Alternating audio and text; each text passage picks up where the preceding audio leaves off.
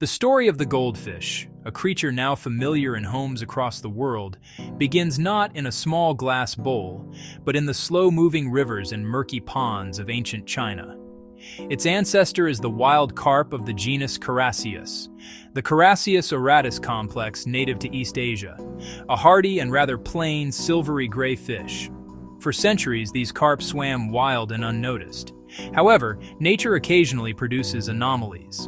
Spontaneous genetic mutations would sometimes result in an individual fish displaying a splash of yellow or a flash of orange-red. These were rare glimmers of gold in a world of muted tones, and they would have been swiftly picked off by predators. It was human observation and intervention that turned this fleeting genetic quirk into a lasting legacy. Over 1,000 years ago, during the Tang dynasty, 618 to 907, people began to notice these unusually colored carp. Historical records show these fish were sometimes captured and moved to protected environments.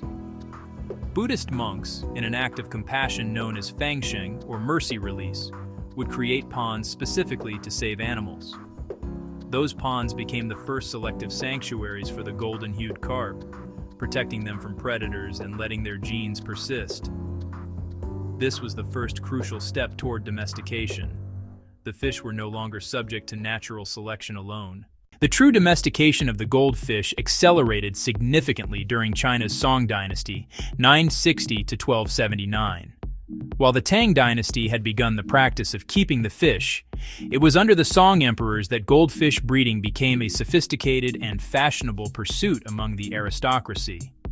Historical accounts, such as those found in the Qing Yi Lu, records of the unworldly and the strange, detail how the imperial family and high-ranking officials constructed elaborate ponds specifically for these fish. These were no longer just simple release ponds. They were ornamental features designed to showcase the beauty of the Qiyu, or golden fish.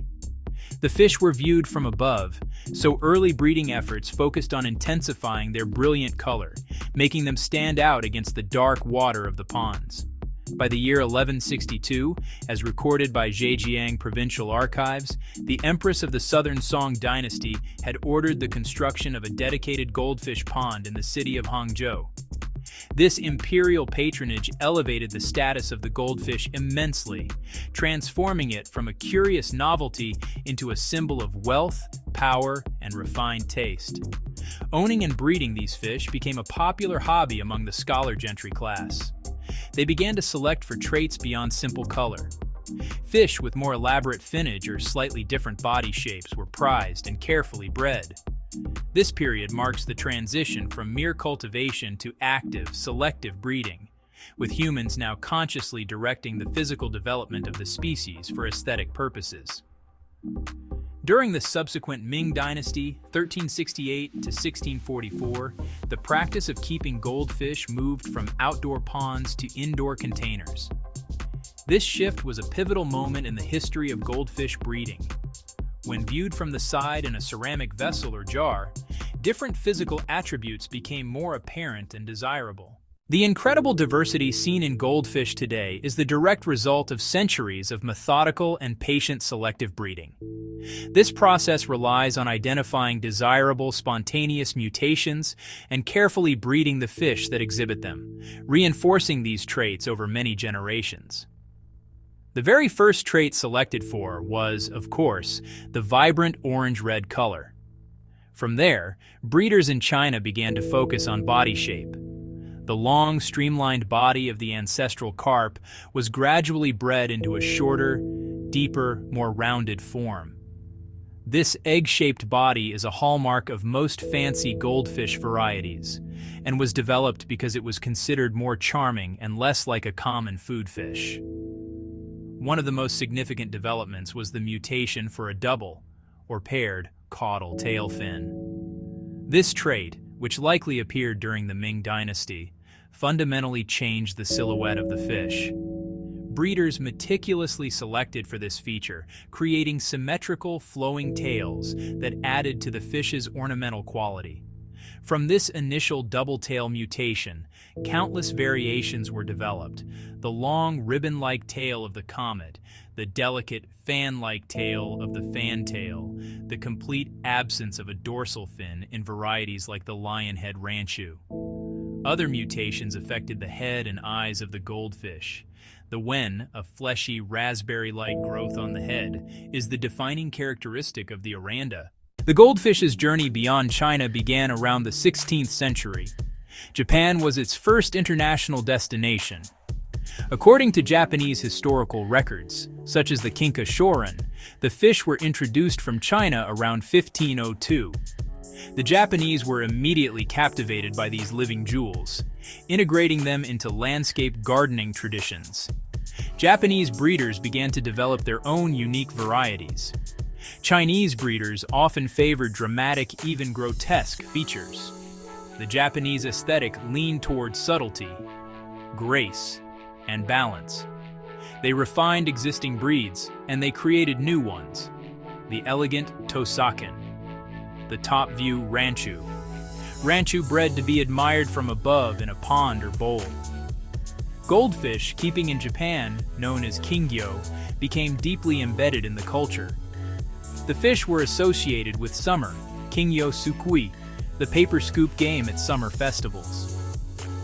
The meticulous care and breeding of goldfish were elevated to a high art form.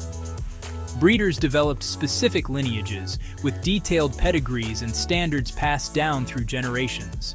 The wakin, resembling the ancestral common goldfish but with a more refined shape and vibrant color. Wakin became a staple of Japanese ponds, embodying understated natural beauty.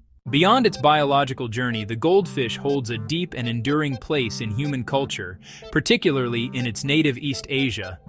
In China, the fish is a potent symbol of good fortune prosperity. The Chinese words for goldfish, jinyu, sound similar to words for gold and abundance. This linguistic connection made the goldfish an emblem of wealth. Images of goldfish are common in art tapestries, decorative objects given as gifts, especially during the Lunar New Year. The presence of 8 goldfish with 1 black one in a pond or aquarium is a traditional feng shui practice intended to attract positive energy and ward off bad luck. In Japan, the goldfish took on a slightly different but equally significant cultural role. It became a symbol of summer leisure resilience. The aforementioned festival game of Kingyo Sukui is more than just a diversion. It represents the ephemeral beauty of summer and the gentle skill required to handle something so delicate.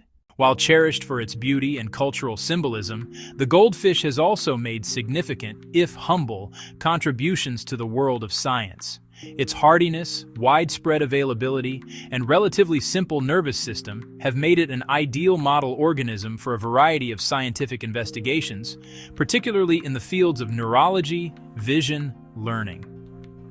For over a century, researchers have used the goldfish to explore fundamental biological processes that are often shared with more complex vertebrates, including humans. Its value is documented in countless laboratories and journals, including the Journal of Experimental Biology.